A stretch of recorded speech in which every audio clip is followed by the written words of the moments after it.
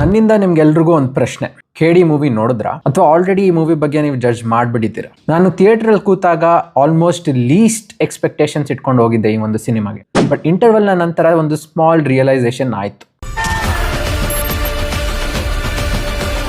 ಒಬ್ಬ ಒಳ್ಳೆ ಡೈರೆಕ್ಟರ್ ಇದ್ದರೆ ಎಂಥ ಆ್ಯಕ್ಟರ್ ಆಗಿದ್ರೂ ಕೂಡ ಅವರಿಂದ ಆ್ಯಕ್ಟಿಂಗ್ ತೆಗಿಸ್ಬೋದು.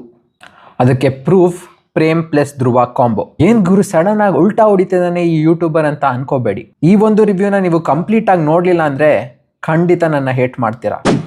ಶುರು ಮಾಡೋಕ್ಕಿಂತ ಮುಂಚೆ ಒಂದು ಪರ್ಸನಲ್ ನೋಟ್. ನಾನು ಯಾವ ರೀತಿಯಾದ ಫಂಡ್ಗಳು ಇಸ್ಕೊಂಡಿಲ್ಲ, ಯೂಟ್ಯೂಬ್ ಇನ್ಕಮ್ ನೋಡ್ಕೊಂಡು ಬದುಕ್ತಾನೂ ಇಲ್ಲ.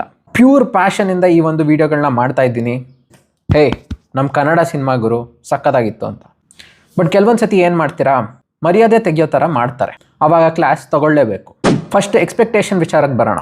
ನವರಂಗ್ ಥಿಯೇಟರ್ನಲ್ಲಿ ಈ ಒಂದು ಸಿನಿಮಾನ ನಾನು ನೋಡಿದ್ದು. ಎಕ್ಸ್ಪೆಕ್ಟೇಷನ್ಸ್ ಬಂದು ಝೀರೋ ಎಕ್ಸ್ಪೆಕ್ಟೇಷನ್ಸ್. ನಿಮ್ಮೆಲ್ರಿಗೂ ಗೊತ್ತಿರೋ ಹಾಗೆ ಧ್ರುವ ಸರ್ಜಾ ಅವರ ಪ್ರೀವಿಯಸ್ ಮೂವೀಸ್ ಮಾರ್ಟಿನ್ ಪೊಗರು ತೀರಾನೇ ಕೆಟ್ಟದಾಗಿತ್ತು. And my only reason to watch this movie Prem sir. One line ಸ್ಟೋರಿಗೆ ಬರೋದಿದ್ರೆ ಕಾಲಿ ಅನ್ನೋ ಕ್ಯಾರೆಕ್ಟರು ಧ್ರುವ ಸರ್ಜಾ ಅವರು ಮೇನ್ ಲೀಡಲ್ಲಿ ಇದನ್ನ ಪ್ಲೇ ಮಾಡ್ತಾರೆ. 1970s ಸೆಟ್ ಆಗಿರುವಂತ ಈ ಒಂದು ಸ್ಟೋರಿ ಒಬ್ಬ ಹಳ್ಳಿ ಹುಡುಗ ಕ್ರೈಮ್ ವರ್ಲ್ಡ್ಗೆ ಹೇಗೆ ಎಂಟರ್ ಆಗ್ತಾನೆ ಅನ್ನೋದನ್ನ ಹೇಳಿದೆ. ಅಫ್ಕೋರ್ಸ್ ಈ ಒಂದು ಟೆಂಪ್ಲೇಟ್ ಪ್ರೇಮ್ ಅವರ ಪ್ರೀವಿಯಸ್ ಮೂವೀಸ್ ನಲ್ಲಿ ಕೂಡ ನೋಡಿದ್ದೀವಿ. ತಗ್ದೇವ AKS ಸಂಜಯ್ ದತ್ ನಮ್ಮ ಕಾಲಿಗೆ ಐಡಲ್ ಆಗಿರ್ತಾರೆ. ಸೊ ಲೇಟರ್ ಅದು ಹೇಗೆ ಕಾನ್ಫ್ಲಿಕ್ಟ್ ಆಗಿ ಟರ್ನ್ ಆಗುತ್ತೆ, ಲವ್ ಪೊಲಿಟಿಕ್ಸ್ ಗ್ಯಾಂಗ್ ವಾರ್ ಹೇಗೆ ಒಟ್ಟಿಗೆ ಕೂಡ್ ಬರುತ್ತೆ, ಒಂದು ಬ್ರದರ್ಹುಡ್ ಎಮೋಷನಲ್ ಕೋಶೆಂಟ್ ಹೇಗೆ ಒಂದು ಸ್ಟೋರಿನ ಡ್ರೈವ್ ಮಾಡುತ್ತೆ ಅನ್ನೋದೇ KD the devil. First half ತುಂಬಾ ಇಂಟ್ರೆಸ್ಟಿಂಗ್ಲಿ ಟೇಕ್ ಆಫ್ ಆಗುತ್ತೆ. ಡಿಫ್ರೆಂಟ್ ಎಡಿಟ್ ಪ್ಯಾಟರ್ನ್ಸ್ ನ ಬಳಸಿದ್ದಾರೆ. ಸ್ಕ್ರೀನ್ ಪ್ಲೇ ಕೂಡ ಡಿಫ್ರೆಂಟ್ ಆಗಿ ಮಾಡ್ಕೊಂಡು ಹೋಗಿದ್ದಾರೆ. ಫಸ್ಟ್ ಹಾಫ್ ನಲ್ಲಿ ಡೈರೆಕ್ಟರ್ ಪ್ರೇಮ್ ಅವರು ಕ್ಯಾರೆಕ್ಟರ್ ಎಸ್ಟಾಬ್ಲಿಷ್ಮೆಂಟ್ ಮೇಲೆ ಫೋಕಸ್ ಮಾಡ್ಕೊಂಡು ಹೋಗಿದ್ದಾರೆ. ಪ್ಯಾರಲ್ ನಿಮಗೆ ಲವ್ ಟ್ರ್ಯಾಕ್ ಕೂಡ ನಡೀತಿರುತ್ತೆ. ನಮ್ಮ ಧ್ರುವ ಮತ್ತೆ ರೇಷ್ಮಾ ನಾನಯ್ಯ ಮಧ್ಯ ನಡೆಯೋ ಒಂದು ಲವ್ ಸೀನ್ಸ್ಗಳು ಚೆನ್ನಾಗಿದ್ರು ಕೂಡ ತುಂಬಾ ಟೈಮ್ ಕೊಡ್ತಿದ್ದಾರೆ ಅಂತ ಅನ್ಸುತ್ತೆ. But nevertheless the energy in the movie continues. ಆಮೇಲೆ ಬರೋದೆ ಇಂಟರ್ವಲ್ ಬ್ಯಾಂಕ್. ಸೊ ಈ ಪಾಯಿಂಟಿಗೆ ನನಗೆ ಅರ್ಥ ಆಗ್ಬಿಟ್ಟಿತ್ತು, ಓಕೆ ಈ ಒಂದು ಸಿನಿಮಾ ಚೆನ್ನಾಗಿದೆ, ಬಟ್ ನೋಡೋಣ ಸೆಕೆಂಡ್ ಹಾಫ್ ಏನು ಮಾಡಿರ್ತಾರೆ ಅಂತ.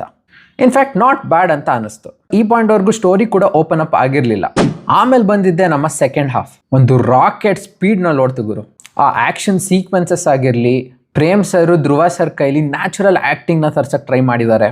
ತುಂಬ ಎನರ್ಜೆಟಿಕ್ ಆಗಿ ಫೀಲ್ ಆಯಿತು ನನಗೆ. ಇನ್ನು ಪರ್ಫಾರ್ಮೆನ್ಸಸ್ಗೆ ಬರೋದಿದ್ರೆ ಧ್ರುವ ಸರ್ ಅವರ ಹಾನೆಸ್ಟ್ ಎಫರ್ಟ್ ನನಗೆ ಕಾಣಿಸ್ತು. ಎಸ್, ಪ್ರೀವಿಯಸ್ಲಿ ನಾನು ಅವ್ರನ್ನ ಎಷ್ಟೊಂದು ವಿಷಯಗಳಲ್ಲಿ ತೆಗಲಿರ್ಬೋದು, but as a critic, as a Kannada cinema lover ನಾನು ಮಾಡಿದೆ, ಇನ್ನು ಯಾರು ಮಾಡ್ತಾರೆ ಹೇಳಿ. ಬಟ್ ನಿಜ ಹೇಳ್ತೀನಿ, ತುಂಬ ಒಳ್ಳೆ ಎಫರ್ಟ್. ರೇಷ್ಮಾ ನಾನಯ್ಯ ಅವ್ರಿಗೆ ಸ್ಪೆಷಲ್ ಕ್ರೆಡಿಟ್ ಕೂಡ ಕೊಡ್ತೀನಿ ಇಲ್ಲಿ. ಹೌದು, ಅವ್ರ ಕ್ಯಾರೆಕ್ಟರ್ ಸ್ವಲ್ಪ ಲೌಡ್ ಇದೆ, ಬಟ್ ತುಂಬ ಇಂಟೆನ್ಷನಲ್ ಆಗಿದೆ.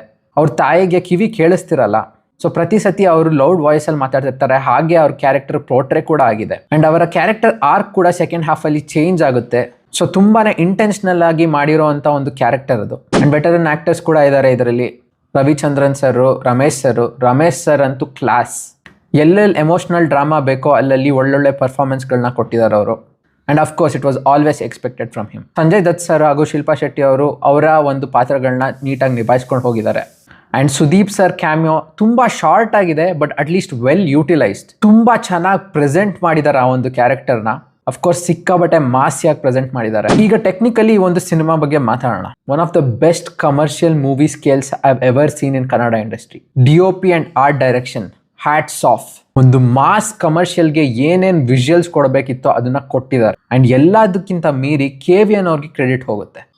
ತುಂಬಾ ದೊಡ್ಡ ಮನಸ್ಸಿಂದ ಅವರು ಇಲ್ಲಿ ದುಡ್ಡು ಹಾಕಿದ್ದಾರೆ. ಸ್ಕ್ರೀನ್ ಮೇಲೆ ಎವಿಡೆಂಟ್ ಆಗಿ ಕಾಣಿಸ್ತಾ ಇದೆ, ಪ್ರೇಮ್ ಅವ್ರು ಏನ್ ಕೇಳಿದಾರೋ KVN ಅವರು ಅದನ್ನ ಕೊಟ್ಟಿದ್ದಾರೆ. ಸಿನಿಮಾದಲ್ಲಿ ಒಂದಷ್ಟು ಲಾಂಗ್ ಟೇಕ್ಸ್ ಇದೆ, ಬ್ಯೂಟಿಫುಲಿ ಕೊರಿಯೋಗ್ರಾಫ್ಡ್, ಬ್ಯೂಟಿಫುಲ್. ಟೆಕ್ನಿಕಲಿ ಈ ಒಂದು ಸಿನಿಮಾಗೆ out. And Prem sir showed who is the real show man ಅಂತ. ನಿಜ ಖುಷಿ ಆಯ್ತು. ಒಂದಷ್ಟು ಫ್ಲಾಸ್ ಬಗ್ಗೆ ಮಾತಾಡೋಣ.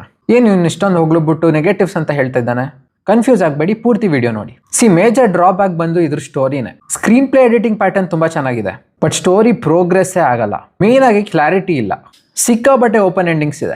I am not against open endings. ನನಗೆ ಓಪನ್ ಎಂಡಿಂಗ್ಸ್ ಕೂಡ ಇಷ್ಟ, ಬಟ್ ನೀವು ಕಾಂಟೆಕ್ಸ್ಟ್ ನ ಪ್ರೊವೈಡ್ ಮಾಡಬೇಕು ಸಿನಿಮಾದಲ್ಲಿ. ಪಾರ್ಟ್ 2 ಅಲ್ಲ, ಪಾರ್ಟ್ 3 ಅಲ್ಲ, ಪಾರ್ಟ್ 5 ಮಾಡಿ ನೋಡ್ತೀನಿ, ಇಲ್ಲ ಅಂತ ಹೇಳಲ್ಲ. ಬಟ್ ನೀವು ಕಾಂಟೆಕ್ಸ್ಟ್ ನ ಸೆಟ್ ಮಾಡಿಬಿಡ್ಬೇಕು. ಇದು ಹೆಂಗಿತ್ತು ಅಂದ್ರೆ, ದುಡ್ಡು ಇಸ್ಕೊಂಡ್ಬಿಟ್ಟು ಸ್ಟೋರಿ ಆಮೇಲೆ ತೋರಿಸ್ತೀವಿ ಸೆಕೆಂಡ್ ಪಾರ್ಟ್ ಅಲ್ಲಿ, ಆಮೇಲೆ ಬರೋಗಿ ಅಂತ ಹೇಳ್ದಂಗಿತ್ತು. ಪಾರ್ಟ್ 2 ಸೆಟಪ್ ಸುದೀಪ್ ಸರ್ ನ ಪ್ರೆಸೆನ್ಸ್ ಇಂದ ಎಲಿವೇಟೆಡ್ ಆಗಿದ್ರೂ ಕನ್ವಿನ್ಸಿಂಗ್ ಆಗಿರ್ಲಿಲ್ಲ. ಅಂಡ್ ಆಲ್ಸೋ ಡೈಲಾಗ್ ರೈಟಿಂಗ್ ಚೆನ್ನಾಗಿದೆ, ತುಂಬಾ ಚೆನ್ನಾಗಿದೆ ಇನ್ಫ್ಯಾಕ್ಟ್. ಆದ್ರೆ ಫಸ್ಟ್ ಹಾಫ್ ತುಂಬಾ ನಾಯ್ಸಿ ಡೈಲಾಗ್ಸ್ ಅಂತ ಅನ್ನಿಸ್ತು. ಎಸ್ಪೆಷಲಿ ಧ್ರುವ ಸರ್ ಹಾಗೆ ರೇಷ್ಮಾ ನಾನಯ್ಯ ಅವರ ಕಾನ್ವರ್ಸೇಷನ್ಸ್ ತುಂಬಾ ಇರಿಟೇಟಿಂಗ್ ಅಂತ ಅನಿಸ್ತು. Times mainly because dialogues overlap ಆಗ್ತಾ ಇತ್ತು, ಸಿಕ್ಕಾಬಟ್ಟೆ ಕಾನ್ವರ್ಸೇಷನ್ ನಡೀತಿತ್ತು. ಬಟ್ ಈ ಒಂದು ಸಿನಿಮಾದಲ್ಲಿ ಸಿಕ್ಕಾಬಟ್ಟೆ ಹೈ ಪಾಯಿಂಟ್ಸ್ ಇದೆ. And of course Arjun Janya ಅವರ music, background score and the album he is given super. Movie ಪೇಸಿಂಗ್ಗೆ ತುಂಬಾ ಚೆನ್ನಾಗಿ ಹೆಲ್ಪ್ ಮಾಡುತ್ತೆ.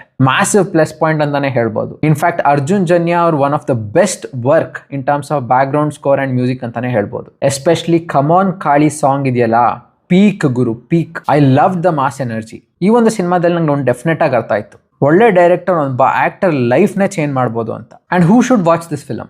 ಒಂದು ಪ್ರೇಮ್ ಸರ್ ಫ್ಯಾನ್ಸ್, ಅವ್ರ ವರ್ಕ್ ನ ಫೆಮಿಲಿಯರ್ ಆಗಿರೋರು ಖಂಡಿತವಾಗಿ ನೋಡ್ಬೋದು. ಅಂಡ್ ಧ್ರುವ ಸರ್ಜಾ ಸರ್ ಅವರ ಕಂಬ್ಯಾಕ್ ಕಾಯ್ತಿರೋ ಸಪೋರ್ಟರ್ಸ್ ಅವ್ರು ಕೂಡ ಡೆಫಿನೆಟ್ ಆಗಿ ನೋಡ್ಬೋದು. And mass lovers, it will be a treat. But massive warning, expectations ಕಮ್ಮಿ ಇಟ್ಕೊಂಡೇ ಹೋಗಿ. ಸೊ ಈ ಒಂದು ಸಿನಿಮಾಗೆ ನಿಮ್ಮ ಹಾನೆಸ್ಟ್ ಕನ್ನಡಿಗ ಕೊಡ್ತಿರೋ ರೇಟಿಂಗ್ಸ್ 3.5 ಔಟ್ ಆಫ್ 5. ನಾನು ಹೇಳೋದು ಒಂದೇ, ಕಮರ್ಷಿಯಲ್ ಫಿಲಮ್ನ ಒಂದು ಪ್ಯಾಕ್ಡ್ ಥಿಯೇಟರ್ನಲ್ಲೇ ಎಕ್ಸ್ಪೀರಿಯನ್ಸ್ ಮಾಡಬೇಕು. ಆ್ಯಂಡ್ ಎಸ್, ಆ ಥಿಯೇಟ್ರಿಕಲ್ ಎಕ್ಸ್ಪೀರಿಯನ್ಸ್ಗೆ ಕೂಡ ನಾನು ಪಾಯಿಂಟ್ಸ್ ಕೊಡ್ತೀನಿ. ಆ್ಯಂಡ್ ನಾನು ಥಿಯೇಟರ್ಗೆ ಹೋಗೋದು ಆ ಒಂದು ಎಕ್ಸ್ಪೀರಿಯನ್ಸ್ನ ಫೀಲ್ ಮಾಡೋಕ್ಕೋಸ್ಕರನೇ. And sometimes yes, content movie ರೀತಿನಲ್ಲೇ ನೋಡಬೇಕು. ನಾನು ಥಿಯೇಟರ್ಗೆ ಹೋಗಬೇಕು ಅಂದರೆ ನಾನು ಎಂಟರ್ಟೈನ್ಮೆಂಟ್ ಕ್ವೋಷೆಂಟ್ನ ಸ್ವಲ್ಪ ಮೇಲಿಡ್ತೀನಿ. ಇಲ್ಲ ಅಂದರೆ ನಾನು OTTನಲ್ಲೇ ನೋಡ್ಬೋದಲ್ವಾ. ತುಂಬ ಜನ ನನ್ನ ಪಾಯಿಂಟ್ಸ್ನ ಅಗ್ರಿ ಮಾಡದೇ ಇರ್ಬೋದು, ನಿಮಗೆ ನಿಮ್ಮದೇ ಆದಂಥ ಒಪಿನಿಯನ್ಸ್ ಕೂಡ ಇರ್ಬೋದು. I totally respect it. ನೀವು ಸಿನಿಮಾ ನೋಡಿದರೆ ದಯವಿಟ್ಟು ಕಮೆಂಟ್ ಸೆಕ್ಷನಲ್ಲಿ ತಿಳಿಸ್ಕೊಡಿ ನಿಮ್ಮ ಒಪಿನಿಯನ್ ಏನು ಅಂತ. ಬಟ್ ಮೂವಿ ಕಂಪ್ಲೀಟಾಗಿ ನೋಡಿ ಜಡ್ಜ್ ಮಾಡಿ ಅಂತ ಕೇಳ್ಕೊತೀನಿ ಅಷ್ಟೇ. End of the day, theatre experience is my hero in a commercial film ಅಂತ ಹೇಳ್ತಾ ಸೈನಿಂಗ್ ಆಫ್. ಇದು ನಿಮ್ಮ ಹಾನೆಸ್ಟ್ ಕನ್ನಡಿಗ.